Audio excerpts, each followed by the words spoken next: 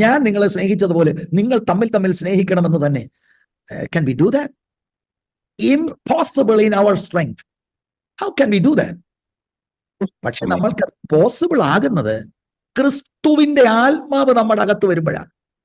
That's my point. Praise the Lord. പിന്നെ അടുത്ത ഒരു വാക്യത്തിലേക്ക് ഞാൻ 35-ാം വാക്യം ശ്രദ്ധിക്കണം. നിങ്ങൾ തമ്മിൽ തമ്മിൽ സ്നേഹം ഉണ്ടെങ്കിൽ നിങ്ങൾ എന്റെ ശിഷ്യന്മാർ എന്ന് എല്ലാവരും അറിയും. ഇപ്പൊ എന്താ അറിയാത്തെ? സ്നേഹം മാത്രമേ ഉള്ളൂ. ഞാൻ നിങ്ങളോട് സ്നേഹത്തിൽ ഒരു കാര്യം ഒന്ന് ചൂണ്ടിക്കാണിക്കുക.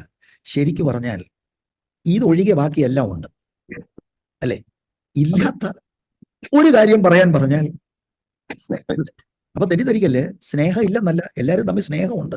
പക്ഷെ ഇവിടുത്തെ മെഷറിംഗ് റോഡ് കണ്ടോ? ഞാൻ നിങ്ങളെ സ്നേഹിച്ചതുപോലെ നിങ്ങൾ തമ്മിൽ തമ്മിൽ സ്നേഹിക്കണം. ഇത് നാട്ടുകാർ കണ്ടിട്ട് പറയണം ഇവർ യേശുവിന്റെ ശിഷ്യൻ. അപ്പൊ യേശുവിന്റെ അനുയായിയാണ്.